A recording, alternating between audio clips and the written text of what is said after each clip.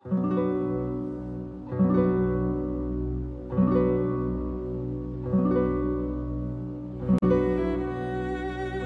cette vidéo, nous allons voir la gestion de la feuille de calcul Excel.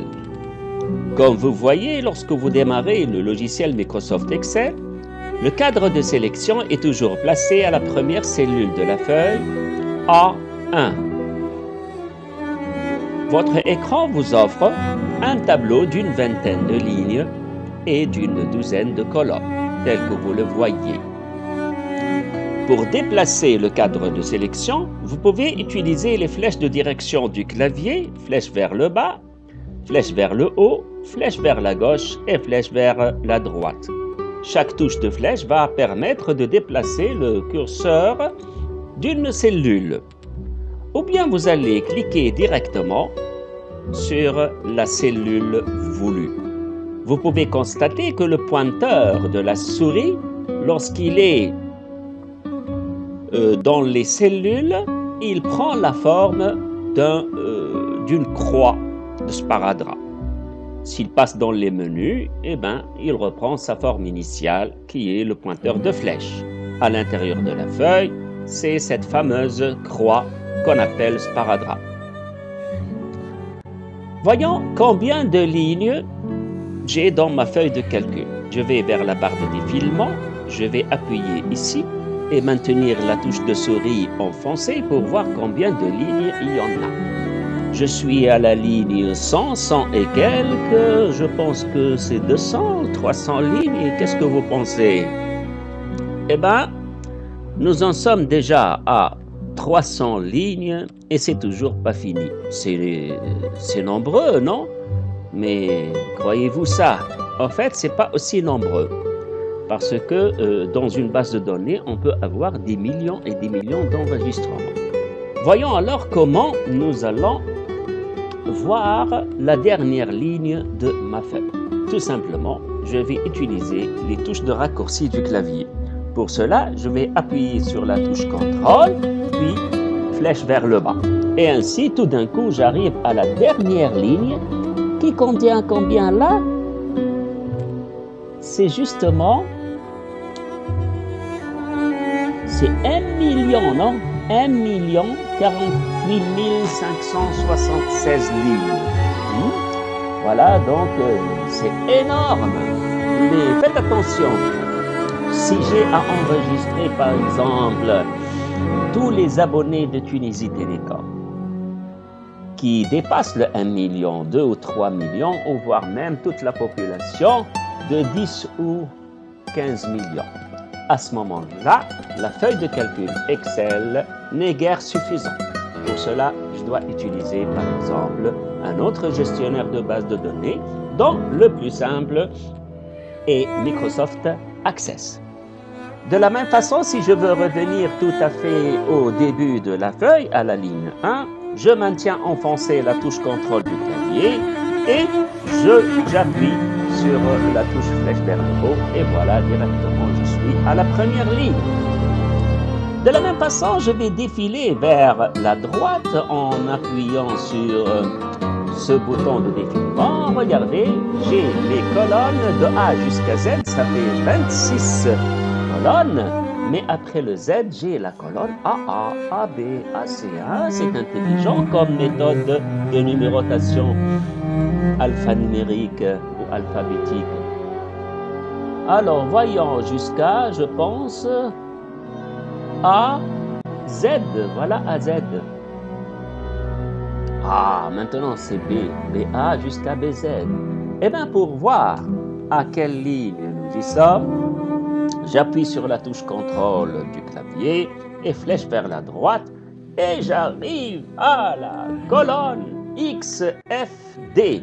Vous allez faire le calcul, combien de 26 colonnes nous en avons pour trouver le nombre maximal de colonnes dans cette feuille de calcul. Je peux vous dire que le nombre de colonnes de cette feuille de calcul est très suffisant pour n'importe quelle gestion de base de données. Mais les lignes, j'aurai plus besoin d'1 million de lignes, d'1 million d'enregistrements. Revenons donc à notre petit tableau du coin supérieur gauche de la feuille en appuyant sur CTRL flèche vers la gauche et je suis à la fameuse première cellule A1. Après avoir vu le défilement et le déplacement du curseur, nous allons voir comment sélectionner les cellules et les groupes de cellules. Vous savez très bien que pour faire n'importe quelle mise en forme, vous devez tout d'abord sélectionner la cellule ou groupe de cellules. Pour cela, vous pouvez utiliser le clavier en appuyant sur la touche Shift du clavier, puis les flèches de direction vers le bas ou vers la droite, comme vous voulez. Ainsi, vous aurez ce qu'on appelle une plage de cellules sélectionnées. De la même façon, je peux sélectionner en utilisant la souris. Assurez-vous que votre pointeur de souris est bien placé à la première cellule de la plage, par exemple à partir de C3, et je maintiens le bouton de la souris enfoncé et je fais glisser une diagonale jusqu'à avoir la partie dont je veux. Et là, j'ai une plage de cellules qui s'appelle C3H15.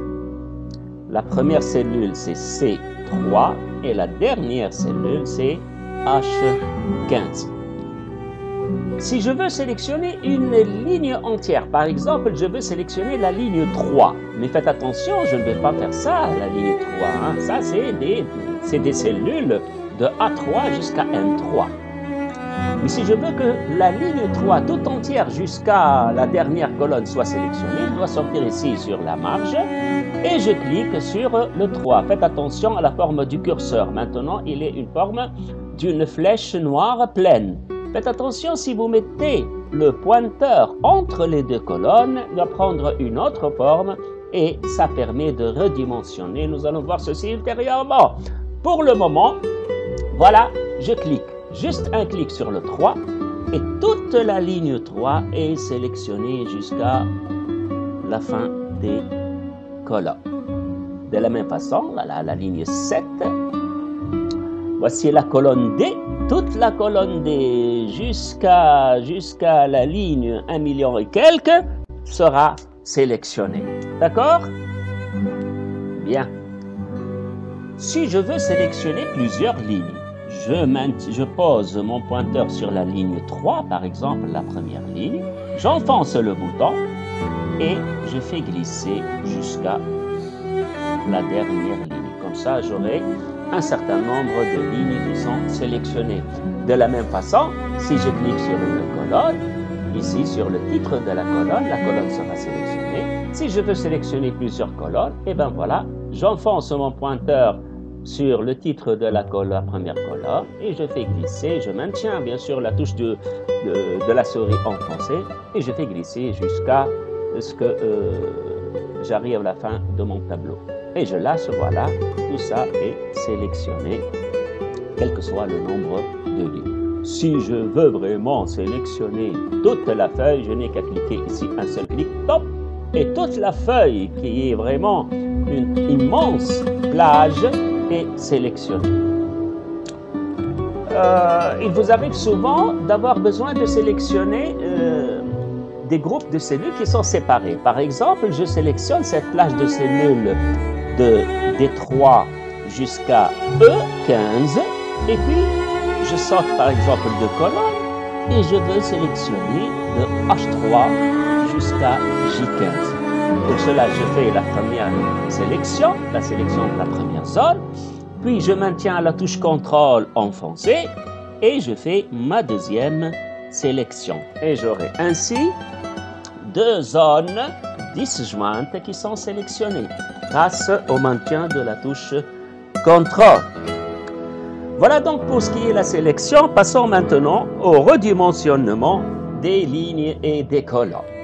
Bien sûr, vous voyez là que Microsoft Excel vous offre plusieurs colonnes et plusieurs lignes qui sont unidimensionnelles. Ils ont tous la même dimension, la même largeur de colonne. C'est surtout les colonnes. Par exemple, j'aurais besoin d'une petite colonne pour la référence et une grande colonne pour la désignation ou le libellé.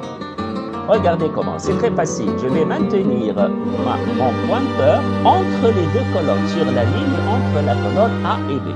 À ce moment-là, j'enfonce le bouton de la souris et j'aurai une étiquette dans laquelle est inscrit la largeur des colonnes en pixels et en points. Et je peux à ce moment-là faire glisser, tout en maintenant le bouton de la souris enfoncé, je peux rétrécir la largeur de la colonne, par exemple à 5 points, 40 pixels. Voilà, je lâche. Et la colonne B, entre B et C, j'enfonce, au lieu de 10 points, je vais avoir par exemple 30 points pour pouvoir représenter ici, par exemple, un libellé. Voilà, il faut être un peu précis, hein. Voilà, à peu près. Voilà, donc la colonne B est assez large. La colonne C pour une quantité, par exemple, la colonne D pour un prix, la colonne E pour... Bon, maintenant, j'aimerais bien avoir un ensemble de colonnes ayant la même nouvelle dimension. Par exemple, une fiche de pointage, une fiche de présence, là où je vais inscrire juste des petits caractères. Pour cela, je sélectionne toutes les colonnes dont je veux, ou plutôt toutes les colonnes que je veux. Et je prends l'une de ces colonnes que je redimensionne, par exemple celle-ci, voilà, à 4 points. Et je lâche. J'aurai toutes les colonnes que j'avais sélectionnées avec la même largeur. La même chose pour les lignes. Si je veux élargir la hauteur de la ligne 5, je pose le pointeur entre la ligne 5 et la ligne 6 et je fais mon étirement. Et voilà, si je veux sélectionner plusieurs, je veux élargir la hauteur de plusieurs lignes, je fais comme tout à l'heure la sélection de toutes les lignes et je prends l'une des lignes que je modifie. À ce moment-là, toutes les autres lignes sélectionnées auront la même mise en forme. Voici donc le redimensionnement. Voyons maintenant la saisie et la correction dans les cellules. Je passe dans la cellule de la feuille plutôt A2. Je vais taper par exemple le mot Alain. Voilà. Comme vous voyez, Alain est aligné à gauche. C'est un texte. Dans la cellule B1, je vais taper le nombre 15 et je valide avec Entrée. Vous voyez que 15 est aligné automatiquement à droite. Donc, on peut comprendre que le logiciel Excel reconnaît les informations que vous tapez. S'il s'agit d'une information texte ou d'une information nombre. Les textes sont par défaut alignés à gauche et les nombres sont alignés à droite.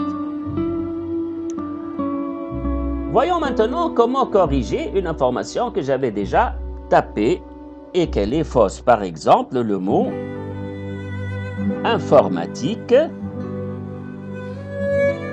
Mais j'ai fait une faute et j'ai oublié quelques caractères. Et je suis déjà sorti avec la touche rentrée, je suis déplacé à une autre cellule. Comment corriger ceci? Si je mets le curseur ici et je tape pour corriger, tout le mot sera effacé. Donc, pour pouvoir corriger et modifier le contenu d'une cellule, il faut faire dedans un double clic. Lorsque vous cliquez dedans, vous aurez donc votre curseur. À ce moment-là, vous pouvez corriger. Au lieu du O, je vais mettre le A. Donc, j'insère le A ici et je supprime le O. Dit qu'il y a le colon qui manque. Donc, je mets mon pointeur ou mon curseur entre le I et le E et je tape la lettre Q et je valide avec Entrée. Voilà, le mot informatique est corrigé. Merci pour votre attention et à la prochaine leçon.